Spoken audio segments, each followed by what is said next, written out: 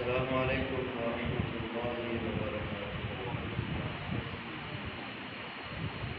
الحمد للہ نحمده ونستعینه ونستغفره ونعوذ باللہ من شرور انفسنا ومن سيئات أعمالنا، من يهده الله فلا مضل له ومن يضلل فلا هادي له. أشهد أن لا إله إلا الله وحده لا شريك له، وأشهد أن محمدًا عبده ورسوله. اللهم صل على محمد وعلى آل محمد كما صليت على إبراهيم وعلى آل إبراهيم إنك حميد مجيد. اللهم بارك على محمد وعلى آل محمد كما باركت على إبراهيم وعلى آل إبراهيم إنك حميد مجيد. أما بعد، فأعوذ بالله السميع العليم من الشيطان الرجيم من همزه ونفخه ونفثه. يا أيها الذين آمنوا اتقوا الله حق تقاته ولا تموتن إلا وأنتم مسلمون. يا أيها الناس اتقوا ربكم الذي خلقكم من نفس واحدة وخلق منها زوجها وبث منهما رجالا كثيرا ونساء. واتقوا الله الذي تساءلون به والأرحام إن الله كان عليكم رقيبا. يا أيها الذين آمنوا اتقوا الله وقولوا قولا سديدا يصلح لكم أعمالكم ويغفر لكم ذنوبكم، ومن يطع الله ورسوله فقد فاز فوزا عظيما. قال الله تبارك وتعالى في مقام آخر: فإن آمنوا بمثل ما آمنتم به فقد اهتدوا، وإن تولوا فإنما هم في شقاق فسيكفيكهم الله وهو السميع العليم. تمام قسم کی تعریفات، کبریائی و بڑائی اللہ جل شانہ کے لیے خاص ہے، جو ہم سب کا خالق و مالک و رازق ہے. فعال لما يريد، على كل شيء قدیر. اگین لتداد درود و سلام ہوں امام النبی سید الاولین والآخرین شفیع المذنبین رحمت للعالمین امامنا فی الدنیا و امامنا فی الآخرہ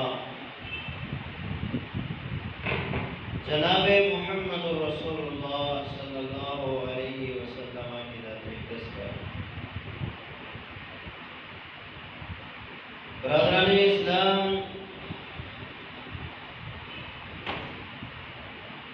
آج کا خطبہ جمعۃ المبارک انشاءاللہ العزیز اللہ کی توفیق کے ساتھ سیدنا امیر المؤمنین عمر بن خطاب رضی اللہ تعالی عنہ کی فضیلتوں اور ان کے مقام و مرتبے کے حوالے سے ہوگا۔ سیدنا امیر المؤمنین عمر بن خطاب رضی اللہ تعالی عنہ کے مقام و مرتبے کو اگر دیکھا جائے تو نبی علیہ السلام کے بعد آپ کی امت میں دوسرا نمبر سیدنا امیر المؤمنین عمر بن خطاب کا ہے۔ آپ کی شان اور آپ کے مقام کے کیا کہنے کہ آپ مراد رسول بن کے آئے، دعائے رسول کا ثمر بن کے آئے۔ آپ کو اس ہستی مقدس نے مانگا جس کو کبھی ابراہیم خلیل اللہ نے رب سے مانگا تھا۔ بیت اللہ کی تعمیر ہوئی تو ابراہیم علیہ السلام رب کے حضور دستے دعا دراز کرتے ہیں اور رب سے مانگتے ہیں ربنا وابعث فیہم رسولا منہم یتلو علیہم آیاتک ویعلمہم الکتاب والحکمت ویزکیہم انک انت العزیز الحکیم۔ اے اللہ، اس گھر کے ارد گرد رہنے والوں میں سے ایک نبی اور رسول انہی کے اندر سے مبعوث کرنا جو ان کا تزکیہ نفس کرے، انہیں کتاب و حکمت کی تعلیم دے۔ اور پھر نبی علیہ السلام کہا کرتے تھے انا ثمرۃ دعوت ابراہیم، میں ابراہیم علیہ السلام کی دعا کا ثمر ہوں کہ اللہ نے حضرت ابراہیم علیہ السلام کی دعا کو قبول کیا اور اس دعا کے جواب میں رب العالمین نے مجھے نبی اور رسول بنا کر مکے والوں کے اندر مبعوث فرمایا۔ نبی علیہ السلام کو اللہ نے جو ڈیوٹی دی، اسلام کو ان تک پہنچانے کی جو ذمہ داری دی، آپ اس ذمہ داری کو نبھا رہے تھے۔ پھر آپ نے رب کے حضور یہ دعا کی، اے اللہ مجھے ساتھیوں کی ضرورت ہے، تیرے اسلام تیرے دین کو دنیا میں عزت دینے کے لیے مجھے ساتھیوں کی ضرورت ہے۔ اللہم اعز الاسلام بعمر بن الخطاب، اے اللہ اسلام کو عزتیں عطا فرما، اور وہ بھی عمر بن خطاب رضی اللہ تعالیٰ عنہ کے ذریعے سے۔ رب العالمین نے آپ کی دعا کو قبول کیا اور حضرت عمر فاروق دار ارقم میں نبی علیہ السلام کے پاس آئے۔ نبی علیہ السلام نے حضرت عمر فاروق کے گریبان سے پکڑ لیا اور آپ کے سینے پر ہاتھ مار کے کہا اللہم اخرج، اے اللہ نکال دے عمر کے سینے سے جو اس کے سینے میں غل ہے، دشمنی ہے، اس کے سینے کے اندر توحید کے لیے بغض ہے، اے اللہ اس کو نکال کے وَأَبْدِلْهُ ایمانا، اس کی جگہ پہ ایمان کو بھر دے۔ حضرت عمر نے اسلام قبول کر لیا اور اللہ نے آپ آپ کے ذریعے پھر اسلام کو عزتیں عطا فرمائی۔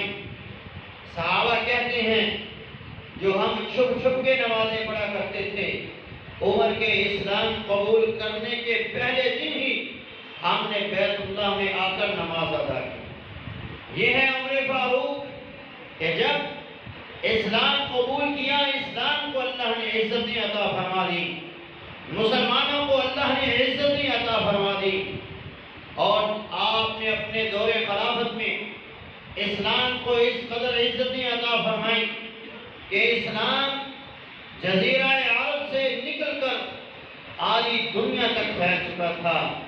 یہ اسلام کو عزت دی ہے نبی علیہ السلام کی دعا کے ذریعے سے کہ آپ نے رب سے اسلام کی عزت عمر کے ذریعے مانگی، اور آپ کی دعا کو رب نے قبول کیا، اور اسلام کو عمر رضی اللہ عنہ نے دنیا کے اوپر نافذ کر دیا۔ یہاں تک کہ غیروں نے بھی اس بات کا اعتراف کیا، اور وہ بھی یہ بات کہنے پہ مجبور ہو گئے۔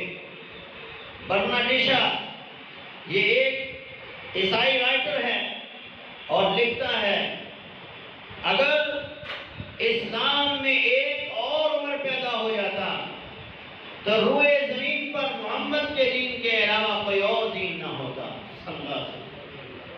یہ عمر فاروق کی عظمت ہے، شان ہے، مقام ہے کہ آج بھی اغیار آپ کے بنائے ہوئے قوانین کو اپنے اپنے ملکوں میں نافذ کیے ہوئے ہیں۔ یہ عزت، یہ شان اسلام کو ملی تو عمر فاروق رضی اللہ تعالیٰ عنہ کے ذریعے سے ملی۔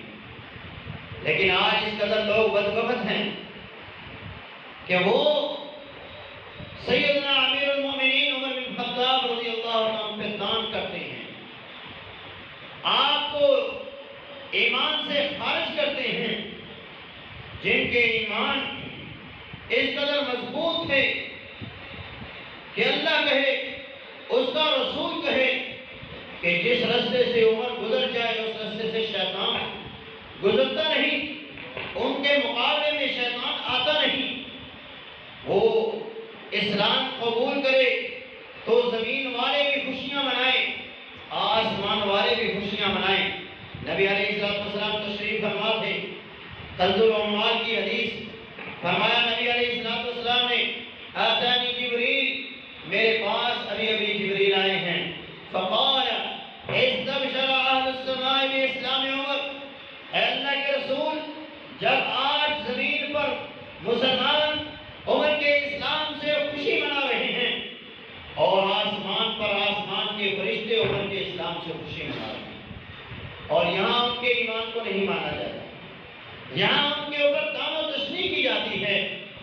سیدنا امیر المومنین عمر بن خطاب رضی اللہ تعالیٰ عنہ کے مقام و مرتبے کو اگر دیکھیں تو اگر ابو بکر صدیق کا پہلا نمبر ہے تو دوسرا نمبر نبی کی امت میں عمر فاروق رضی اللہ تعالیٰ عنہ کا ہے۔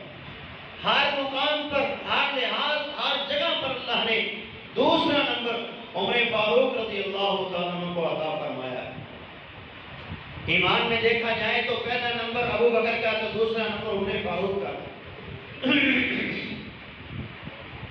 نیکیوں میں دیکھا جائے تو پہلا نمبر ابو بکر صدیق اور دوسرا نمبر عمر فاروق کا ہے۔ عشرہ مبشرہ میں جو نبی علیہ السلام نے 10 بندوں کی لسٹ بیان کی کہ یہ میری امت کے جنتی ہیں، ان جنتیوں میں دوسرا نمبر عمر فاروق رضی اللہ تعالیٰ عنہ کا ہے۔ رفاقت نبی میں دیکھا جائے تو دوسرا نمبر عمر فاروق کا ہے۔ نبی کے وزیروں اور نبی کے مشیروں کو دیکھا جائے تو دوسرا نمبر عمر فاروق رضی اللہ تعالیٰ عنہ کا ہے۔ نبی علیہ السلام نے فرمایا، ابن عساکر کی یہ حدیث ہے، ان لکل نبی خاصۃ من اصحابہ، ہر نبی کے کچھ خاص ساتھی ہوتے ہیں، اس کے ساتھیوں میں سے دوست سارے ہوتے ہیں لیکن ان میں سے کچھ خاص ہوتے ہیں۔ وخاصتی ابی بکر و عمر، میرے جو خاص دوست ہیں وہ ابو بکر اور عمر رضی اللہ عنہ۔ یہ مقام و مرتبہ ہے عمر فاروق رضی اللہ تعالیٰ عنہ کا۔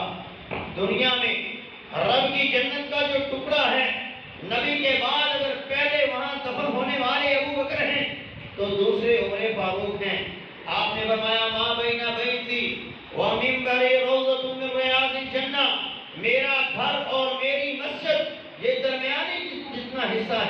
یہ سارے کا سارا جنت کا ٹکڑا ہے.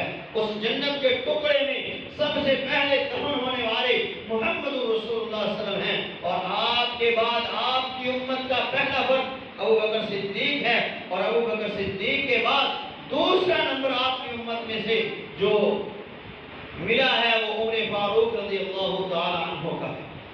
دنیا میں جنت میں مدفون اور قیامت کے دن بھی جنت میں جائیں گے. نبی علیہ السلام نے فرمایا ابو بکر و عمر سیدا قہون اہل الجنہ. ابو بکر اور عمر تو میری امت کے اور پہلی امتوں کے من الاولین والآخرین الا النبیین والمرسلین. فرمایا نبی اور رسولوں کے علاوہ پہلی امتوں اور میری امت کے جتنے بوڑھے ہوں گے ان تمام بوڑھوں کے سردار ابو بکر و عمر رضی اللہ تعالی عنہما جنت میں ہوں گے. یہ مقام، یہ عزت، یہ شان آپ کو ملا ہے. یہ عمر فاروق رضی اللہ تعالی عنہ ہیں کہ جن کا ایمان اگر ہم دیکھتے ہیں تو اگر ابو بکر کا ایمان میں پہلا نمبر ہے تو دوسرا نمبر عمر فاروق رضی اللہ تعالی. امام احمد اس حدیث کو مسند احمد میں نقل کرتے ہیں. سیدنا عبداللہ بن عمر رضی اللہ تعالی بیان کرتے ہیں کہ نبی علیہ السلام ایک دن طلوع آفتاب کے بعد ہمارے پاس تشریف لائے اور نبی علیہ السلام نے کہا میں نے آج رات ایک خواب دیکھی اور اس خواب میں میں کیا دیکھتا ہوں، ایک بہت بڑی ترازو لگائی گئی اور اس ترازو کے اندر ترازو کے ایک پلڑے میں مجھ محمد صلی اللہ علیہ وسلم کو بٹھایا گیا اور پھر میرے ساتھ میری امت کا وزن کیا گیا. میں اپنی امت سے بھاری رہا. پھر مجھے ہٹا کر میری جگہ پہ ابو بکر کو بٹھایا گیا اور پھر ابو بکر بھی میری امت سے بھاری رہے.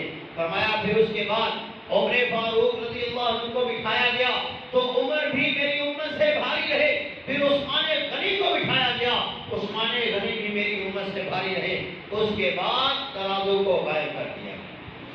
تو نبی علیہ السلام نے اس حدیث میں جو وزن بتایا ہے یہ وزن ان کا جسمانی وزن نہیں تھا، یہ وزن ان کے ایمان کا وزن تھا، ان کے مقام و مرتبے کا وزن تھا، ان کی عزت کا وزن تھا کہ اللہ رب العالمین نے اس امت میں سب سے افضل ابو بکر کو بنایا، ان کے بعد عمر کو بنایا اور ان کے بعد عثمان غنی رضی اللہ عنہ کو بنایا.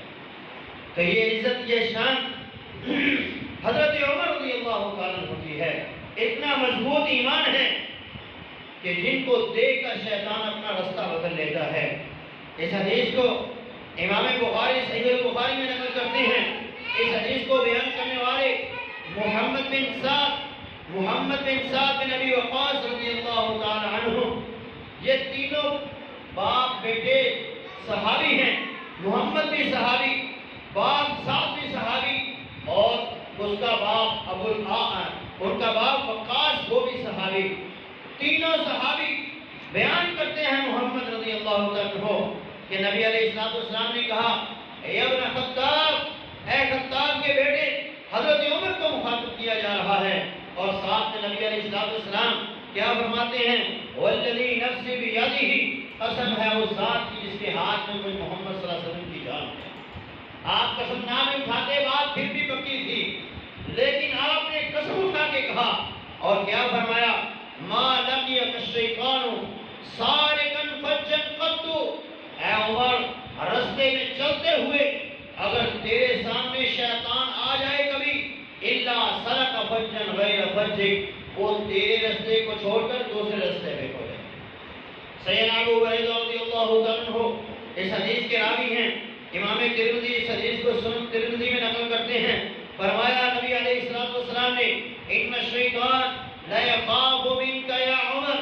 فرمایا اے عمر، بے شک شیطان تجھ سے ڈرتا ہے، شیطان تجھ سے ڈرتا ہے، تیرے رستے میں آنے سے ڈرتا ہے، تیرا مقابلہ کرنے سے ڈرتا ہے.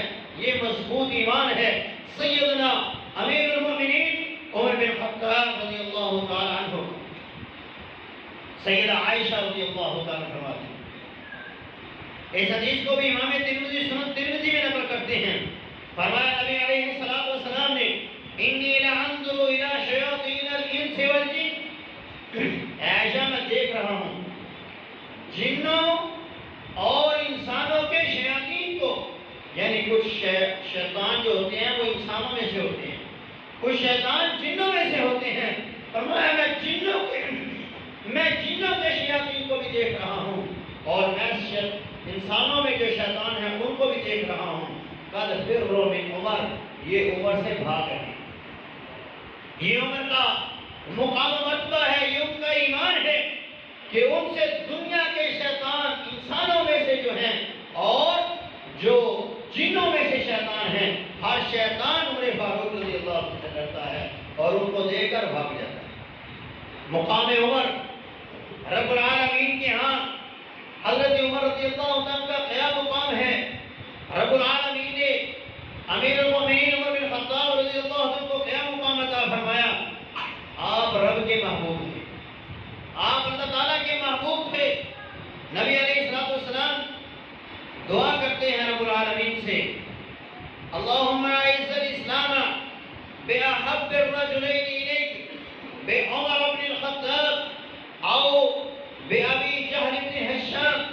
نبی علیہ السلام رب سے مانگتے ہیں، اے اللہ اسلام کو عزتیں عطا فرما، ان دو بندوں میں سے جو تجھے سب سے زیادہ محبوب ہے اس کے ذریعے سے اللہ اسلام کو عزتیں عطا فرما۔ وہ دو کون ہیں؟ ایک ابو جہل ہے اور ایک عمر فاروق ہے۔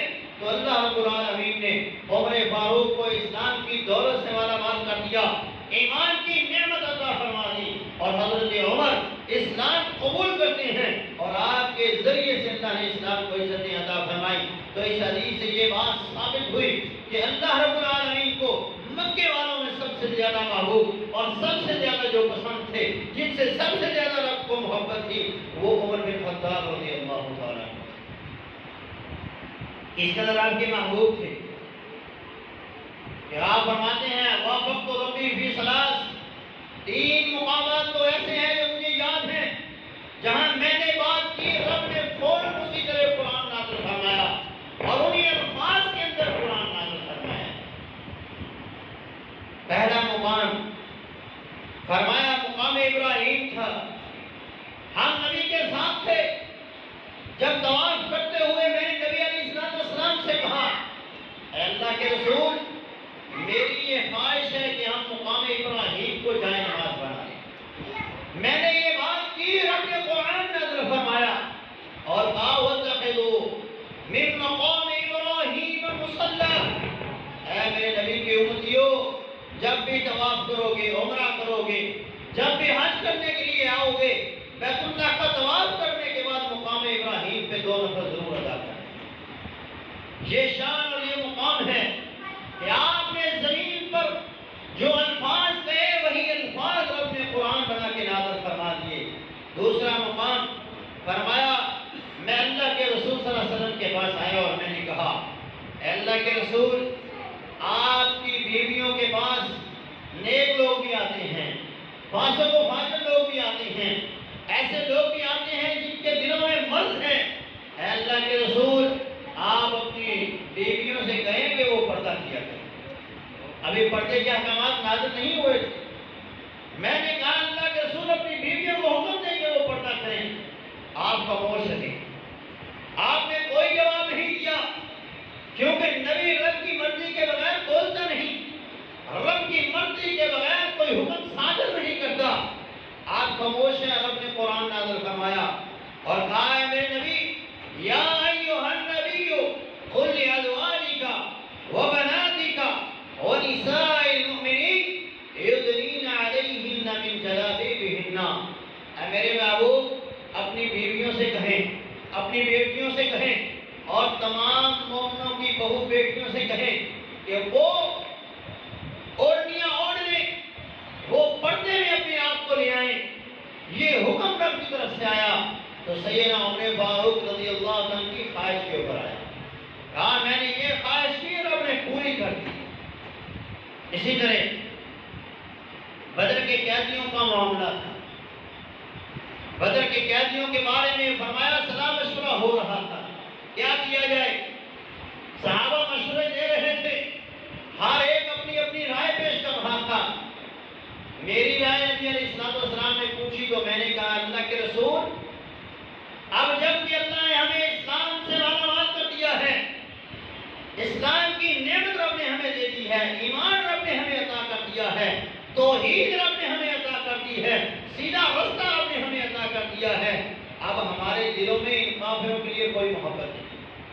رب نے بھی ان کی صفت بیان کی ہے، لا تجد قوما یؤمنون باللہ یوادون من حاد اللہ ورسولہ، ان کے دلوں میں رب کے دشمنوں کے لیے، رب کے رسول کے دشمنوں کے لیے کسی قسم کی کوئی نرمی نہیں ہے، کوئی محبت نہیں ہے۔ آپ نے کہا اللہ کے رسول میرا فیصلہ یہ ہے، میرا مشورہ یہ ہے، ابو بکر کے رشتہ دار ابو بکر کو دیے جائیں، میرے رشتہ دار مجھے دیے جائیں، علی رضی اللہ عنہ کے رشتہ دار علی کو دیے جائیں، ہر صحابی کے رشتہ دار اس کو دے دیے جائیں، اور اس کو کہا جائے اپنے ہاتھ سے ان کی گردنوں کو مارو اور اپنے ان رشتہ داروں کو بتلا دو کہ ہمارے دلوں کے اندر تمہارے لیے کوئی محبت نہیں ہے، اگر محبت ہے تو اللہ اور اس کے رسول کی محبت ہے۔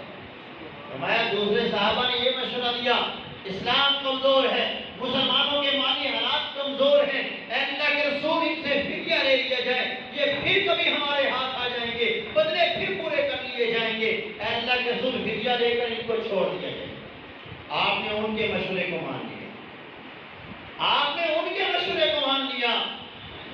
فرمایا رب نے قرآن نازل فرمایا ما کان لنبی ان یکون له اسرى حتى یسخن فی الارض، کسی نبی کی یہ شان ہی نہیں ہے کہ رب اس کے ہاتھ میں اس کے دشمن دے اور ان کو چھوڑ دے، اس کو چاہیے کہ وہ ان کی کھٹروں کو مارے اور زمین پر ان کا خون بہا دے۔ فرمایا تم لوگ دنیا کے متلاشی تھے، اللہ تمہیں آخرت دینا چاہتا تھا۔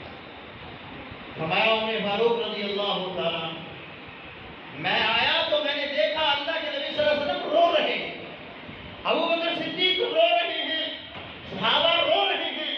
میں نے کہا اللہ کے رسول کیا وجہ ہے؟ میں لولا کتاب من اللہ، اگر یہ فیصلہ اللہ کی کتاب کے اندر لکھا نہ ہوتا تو میں نے مسجد کے دروازے تک عذاب کو دیکھا کہ مسجد کے دروازے تک عذاب آ۔ اے عمر اگر یہ رب کی تقدیر کے اندر فیصلہ نہ کیا گیا ہوتا تو ہم سب اس عذاب کی گرفت میں ہوتے، بچنے والا صرف تو ہوتا۔ یہ ہے وہ مقام جہاں فرمایا میں نے جو بات کہی رب نے اسی طرح قرآن نازل فرمایا۔ فرمایا میں نے اس وقت نبی علیہ السلام کو روکا جب آپ عبداللہ بن ابی کے جنازے کے لیے جا رہے تھے۔ عبداللہ رضی اللہ تعالی عنہ ان کے باپ عبداللہ بن ابی تھے، منافق تھا، اسلام کو اس نے بڑا نقصان پہنچایا۔ کوئی موقع کوئی لمحہ ایسا نہ تھا جہاں اسلام کو قوت کی ضرورت ہو اور اس نے پیٹھ نہ دکھائی ہو، ہر جگہ پہ اس نے نقصان دینے کی کوشش کی۔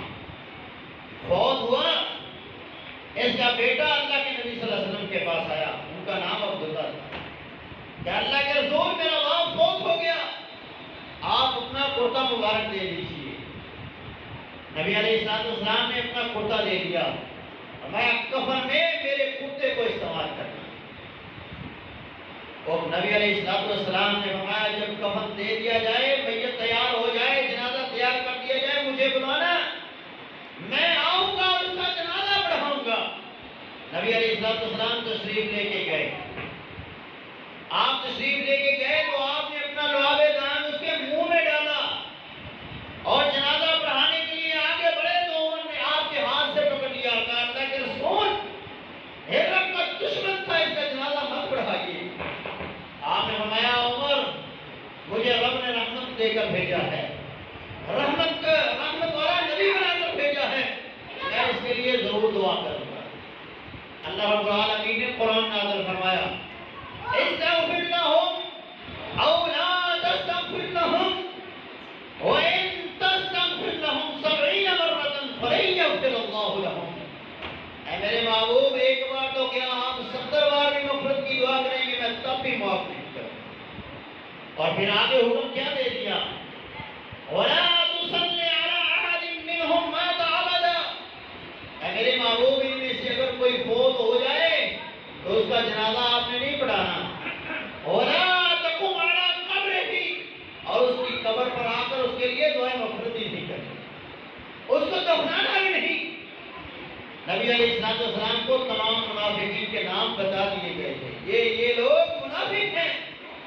اور پھر وہ نام آپ نے حذیفہ ابن یمان رضی اللہ عنہ کو بتا دیا۔ تو نبی علیہ السلام کو یہ متنبع کر دیا گیا، حضرت عمر کی رائے کو رب نے پسند کیا اور کہا ان بدبختوں کا جنازہ نبی کے شان نہیں ہے کہ وہ پڑھائے۔ یہ مقام تھا جب اللہ نے آپ کی موافقت کی ہے۔ اسی طرح نبی علیہ السلام کے پاس آپ کی بیویاں دنیا کا مطالبہ لے کے آئیں اور آپ سے کہنے لگی اللہ کے رسول ہمیں بھی وہ چیزیں چاہیے جو دنیا کے دوسرے بادشاہوں کے پاس، ان کی بیویوں کو جو چیزیں ملتی ہیں ہمیں بھی وہ چاہیے۔ مطالبات رکھ رہی تھی کہ اتنی دیر میں حضرت عمر رضی اللہ عنہ آئے اور اجازت طلب کی، آپ نے فوراً اجازت دے دی اور یہ تمام بیویاں دوڑ کے پردے کے پیچھے ہو۔ نبی علیہ السلام کے چہرہ مبارک کو جب حضرت عمر فاروق نے دیکھا تو پہچان گئے کہ کوئی معاملہ ہے، کہ اللہ کے رسول کیا معاملہ ہے؟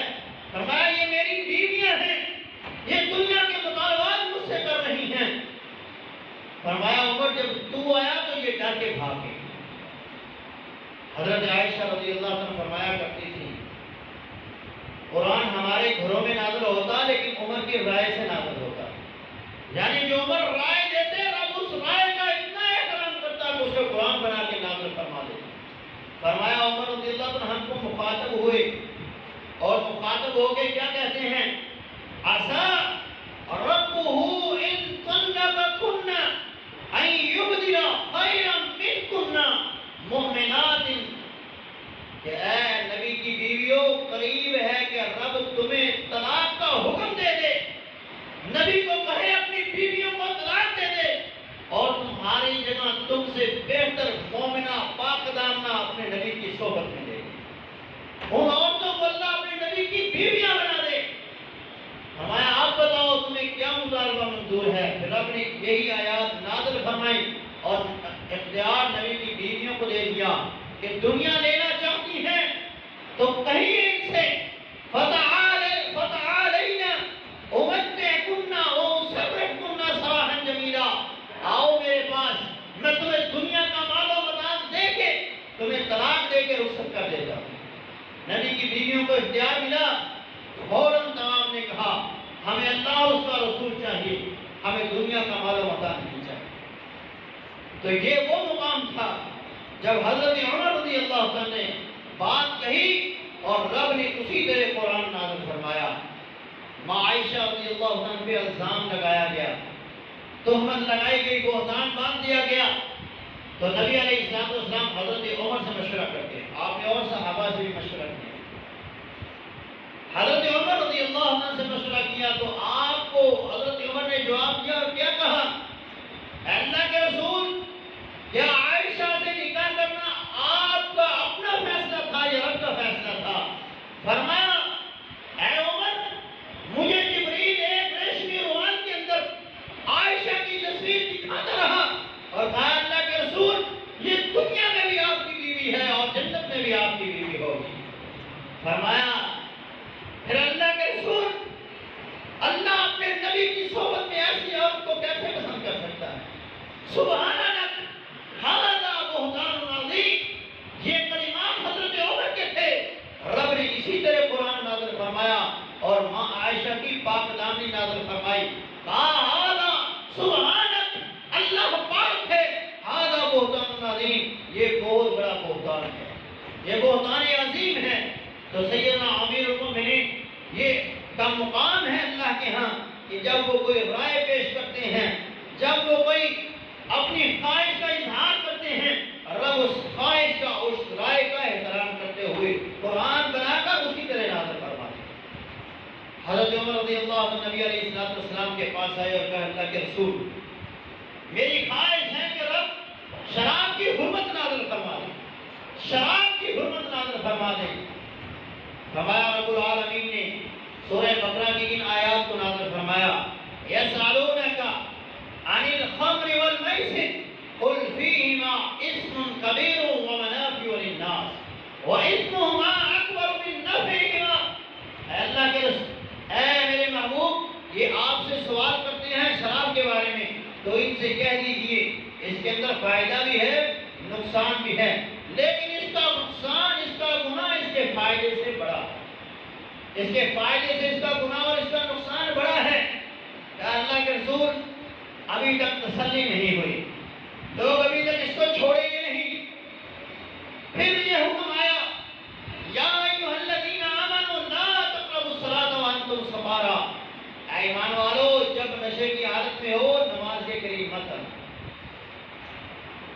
فرمایا اللہ کے رسول ابھی بھی بات واضح نہیں ہوئی، جب تک واضح حکم نہیں آئے گا تسلی نہیں ہوگی۔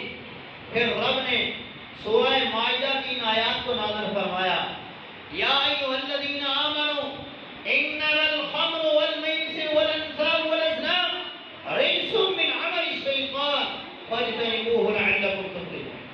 فرمایا اے ایمان والو جان لو شراب، جوا اور بت پرستی یہ شیطانی عمل ہے، اس سے بچ جاؤ اگر کامیاب ہونا چاہتے ہو۔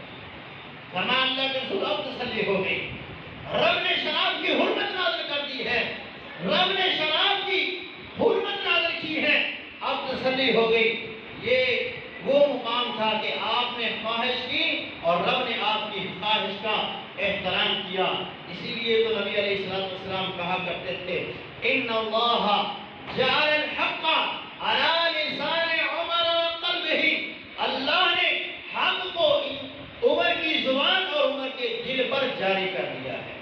عمر جب بولتا ہے حق بولتا ہے، جب بھی کوئی خواہش اس کے دل میں آتی ہے تو وہ حق کی خواہش ہوتی ہے۔ یہ مقام مرتبہ تھا امیر المؤمنین عمر فاروق کا رب العالمین کے ہاں۔ مقام عمر رسول اللہ صلی اللہ علیہ وسلم کی نگاہ میں کیا ہے؟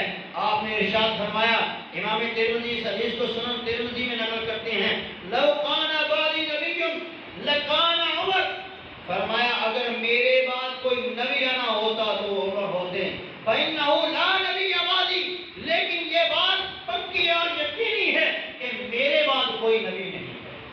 یہ مقام ہے سیدنا امیر المومنین عمر فاروق کا کہ آپ نے فرمایا میرے بعد اگر نبوت کا سلسلہ جاری رہنا ہوتا تو وہ عمر ہوتے، اور اگر کوئی بعد میں نبوت کا اعلان کرے گا تو وہ جھوٹا اور کذاب و دجال ہوگا۔ تو میرے بھائیو، دوسرا مقام جو نبی علیہ السلام کے حق آپ کو تھا، آپ نے فرمایا عمر میری امت کے الہامی شخص ہیں، میری امت کے الہامی شخص ہیں کہ پہلی امتوں میں بھی ایسے لوگ تھے جو نبی اور رسول نہیں تھے، نبی اور رسول نہیں تھے، لیکن اللہ ان کے دل میں ایسی باتیں الہام کرتا کہ وہ کوئی بات کرتے تو وہ حق ہوتی، سچ ہوتی، یعنی غیبی باتوں میں سے کوئی ایسی بات وہ کہہ دیتے اچانک تو وہ کام ایسے ہی ہوتا۔ یہ فرمایا پہلی امتوں میں بھی لوگ تھے، میری امت میں بھی ہوں گے، اور میری امت کا جو ہے وہ عمر بن خطاب ہے۔ آپ نے فرمایا قد کان یکون فی امم قبلکم محدثون، پہلی امتوں کے اندر بھی محدث لوگ تھے، فإن یک من امتی احد، میری امت کا جو ہے وہ عمر بن خطاب رضی اللہ عنہ۔ سیدنا عمر فاروق رضی اللہ تعالیٰ عنہ کو ایک الہام ہوا آپ کے دور خلافت میں۔ وہ الہام کیا تھا کہ حضرت عمر خطبہ دے رہے تھے اور دوران خطبہ سیدنا امیر المؤمنین نے حضرت ساریہ رضی اللہ عنہ کو آواز دی اور کہا یا ساریہ ابن زنیم، اے ساریہ بن زنیم، الجبل، پہاڑ کی اور میں ہو جاؤ۔ یہ قافلہ فساد نامی ایک جگہ تھی، وہاں حضرت عمر رضی اللہ عنہ نے ان کو بھیجا تھا اور یہ وہاں جہاد کے لیے جا رہے تھے، اور آگے سے دشمن نے پہاڑ کی چوٹی کے اوپر اپنے تیر اندازوں کو بٹھایا ہوا تھا اور اپنے ساتھی بٹھائے ہوئے تھے۔ اگر مسلمان اس جگہ سے گزرتے تو یقینی وہ تمام کے تمام مسلمان شہید ہو جاتے، اور آپ کو اللہ نے خطبے کے دوران یہ انعام کیا کہ آپ نے وہیں سے آواز دی اور اس قافلے والوں نے اس آواز کو سنا۔ فتح کے بعد حضرت ساریہ رضی اللہ عنہ نے امیر المؤمنین کی طرف قاصد بھیجا اور فتح کی خوشخبری سنائی، تو لوگوں نے اس قاصد سے پوچھا کہ چند دن قبل جب تم لوگ گئے تھے کیا تم لوگوں نے کوئی آواز سنی تھی؟ فرمایا ہاں ہم نے یہ آواز سنی تھی، یا ساریہ ابن زنیم الجبل الجبل۔ تو نبی علیہ السلام کی امت کے جو محدث ہیں، آپ کی امت کے جو الہامی شخص تھے، وہ سیدنا امیر المؤمنین عمر بن خطاب رضی اللہ عنہ سے۔ تاریخ طبری نے اس حدیث کو حسن اور جید سند کے ساتھ روایت کیا ہے۔ نبی علیہ السلام نے آپ کی شان اور آپ کے مقام کو بیان کرتے ہوئے کہا عمر غیور وانا اغیر من واللہ اغیر منا، عمر غیرت مند ہے، میں اس سے زیادہ غیرت والا ہوں اور میرا رب ہم سب سے زیادہ غیرت مند ہے۔ تو عمر غیرت مند تھے۔ آپ کی ایک اور شان آپ نے بیان فرمائی تو کہا اشرا وبشرا، آپ نے بیان فرمائے کہ میری امت کی یہ 10 بندے جنتی ہیں، ان میں سے ایک کے بارے میں آپ ان میں سے دوسرا نمبر جو آپ نے بیان فرمایا وہ عمر ہیں کہ میری امت کے جو جنتی لوگ ہیں ان میں سے عمر جنتی ہیں، جن کو آپ نے اپنی زبان اطہر سے جنتی ہونے کی بشارت دی ہے۔ حضرت ابو موسیٰ اشعری رضی اللہ عنہ بیان فرماتے ہیں میں ایک باغ میں نبی علیہ السلام کے پیچھے داخل ہوا، جب باغ کے دروازے پہ دستک ہوتی ہے میں دیکھتا ہوں کہ اللہ کے نبی صلی اللہ علیہ وسلم اپنی دونوں ٹانگوں کو اس کنویں کے اندر لٹکائے ہوئے ہیں اور پانی سے آپ کھیل رہے ہیں۔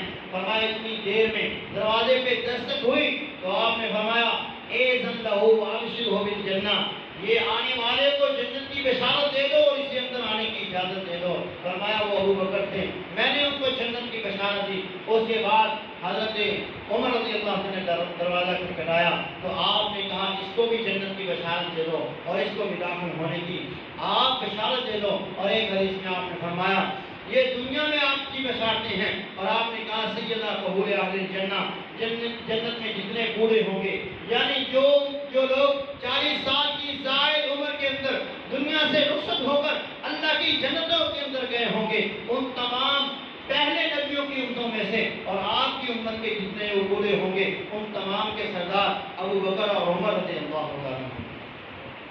یہ تو وہ ہیں کہ جن کے لیے جنت کے محل تیار ہو چکے ہیں۔ نبی علیہ السلام نے فرمایا میں نے معراج کی رات ایک بہت خوبصورت محل دیکھا تو میں نے جبریل سے پوچھا یہ محل کس کا ہے؟ فرمایا اللہ کے رسول کی عمر رضی اللہ عنہ کا۔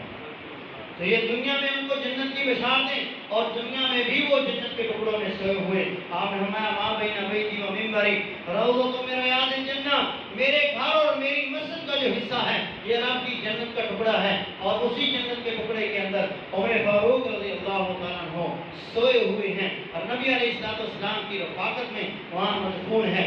نبی علیہ السلام نے آپ کی شان کو بیان کرتے ہوئے کہا ہما اذنان و عینان، یہ دو ایسے ہیں جیسے کان اور آنکھیں ہیں۔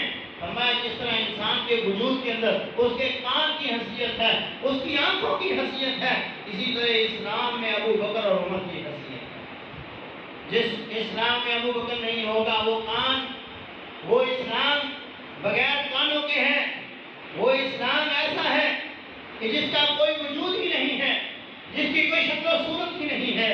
نبی علیہ السلام نے ان کے مضبوط ایمان کو دیکھتے ہوئے کہا اقتدوا بالذین من بعدی، ابی بکر و عمر، میرے بعد اگر کسی کی اقتداء اور پیروی کرنی ہے تو ابو بکر اور عمر رضی اللہ عنہ ہیں۔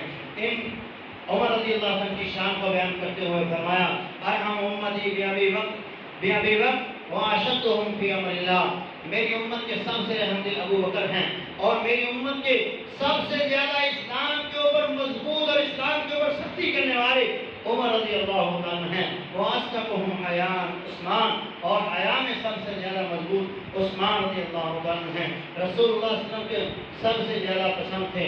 حضرت عمر بن عاص رضی اللہ عنہ فرماتے ہیں میں نے پوچھا اللہ کے رسول بتلائیے تو صحیح اس کائنات میں لوگوں میں سب سے بہترین وہ لوگ کون ہیں جن کو آپ پسند کرتے ہیں، جن کے ساتھ آپ کو محبت ہے؟ فرمایا وہ ابو بکر ہیں۔ کہ اللہ کے رسول ان کے بعد؟ فرمایا اس کے بعد عمر رضی اللہ عنہ ہیں، کہ مجھے ابو بکر کے بعد سب سے زیادہ محبت عمر فاروق رضی اللہ عنہ سے ہیں۔ آپ کے شان اور آپ کے مقام کو بیان کرتے ہوئے آپ نے ارشاد فرمایا لو ان علم عمر وضع فی کفۃ، اگر ترازو کے ایک پلڑے کے اندر عمر رضی اللہ عنہ کے ایمان کو رکھ دیا جائے اور اس کے مقابلے میں پوری کائنات کے تمام انسانوں کے علم کو رکھ دیا جائے لرجع علمہ بعلمہم، تو عمر کا علم ان تمام لوگوں کے علم سے زیادہ ہے۔ نبی علیہ السلام نے ایک خواب دیکھا، اس خواب کو امام بخاری صحیح البخاری میں نقل کرتے ہیں۔ فرمایا میں نے خواب دیکھا، مجھے خواب میں دودھ کا ایک پیالہ دیا گیا، اس دودھ کے پیالے کو میں نے خوب سیر ہو کے پیا، پھر وہ دودھ کا پیالہ میں نے عمر کو دیا کیا اور عمر نے بھی وہ خوب سیر ہو کے کیا. تو ہم نے پوچھا اللہ کے رسول اس کی تعبیر کیا ہے, تعبیر کیا پیش کی ہے؟ آپ نے فرمایا اس کی تعبیر علم ہے کہ میرے بعد میری امت کے سب سے زیادہ عالم عمر فاروق رضی اللہ تعالیٰ عنہ ہیں. نبی علیہ السلام کی صحابہ کی نظر میں عمر فاروق رضی اللہ عنہ کا کیا مقام ہے؟ سیدنا عبداللہ بن عمر رضی اللہ عنہ فرماتے ہیں قلنا نعد فی زمان النبی صلی اللہ علیہ وسلم, وحی کا دور تھا, نبی کا زمانہ تھا, نبوت اور رسالت چل رہی تھی اور ہم یہ کہا کرتے تھے لا نعدل بأبی بکر احدا ثم عمر ثم عثمان, ہم سب سے زیادہ فضیلت ابو بکر کو دیتے, پھر عمر کو دیتے, پھر عثمان کو دیتے.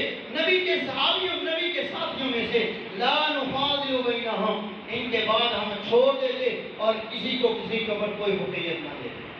تو نبی کی امت میں نبی کے بعد سب سے زیادہ مقام مرتبہ ابو بکر کا ہے, ابو بکر کے بعد عمر فاروق رضی اللہ عنہ کا ہے. حضرت عبداللہ بن مسعود رضی اللہ عنہ فرماتے ہیں ما زلنا عزتا منذ اسلم عمر, جب سے عمر نے اسلام کیا, اسلام قبول کیا, اس دن کے بعد سے ہم ہمیشہ عزت میں بڑھتے رہے.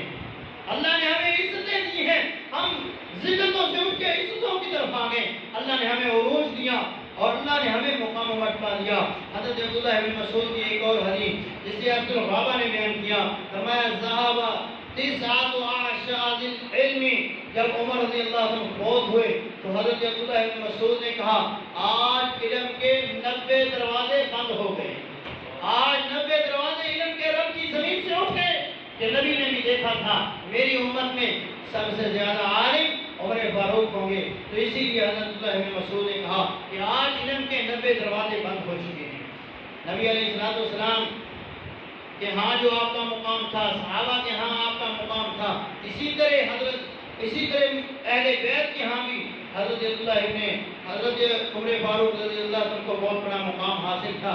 محمد بن حنفیہ یہ حضرت علی رضی اللہ عنہ کے بیٹے ہیں, اپنے باپ حضرت علی رضی اللہ عنہ سے پوچھتے ہیں افضل البشر بعد النبی, نبی کے بعد سب سے افضل انسان کون ہے؟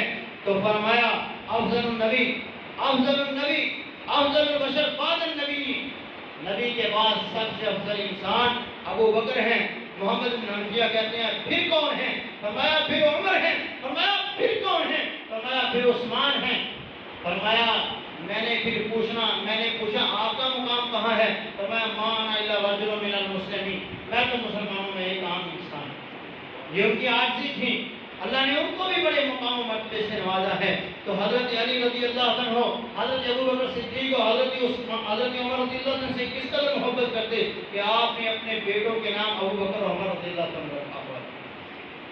حضرت عبداللہ بن عباس رضی اللہ عنہ آپ کی شان کو بیان کرتے ہوئے کہتے ہیں کان وقافا عند کتاب اللہ, جب اللہ کی کتاب کا حکم آ جاتا, اللہ کی کتاب کا فیصلہ آ جاتا, فوراً حضرت عمر اطاعت اور فرمانبرداری کے لیے تیار ہو گئے. تو یہ حضرت عمر رضی اللہ عنہ کا مقام و مرتبہ کا فضائل تھے جو میں نے بیان کیے ہیں. اللہ رب العالمین ہمیں بھی اصحاب محمد کے ساتھ محبت کرنے کی توفیق عطا فرمائے اور ان کے مقام و مرتبے کو سمجھ کر اللہ تبارک و تعالیٰ ان کی محبت ہمارے دلوں کے اندر پیدا فرمائے.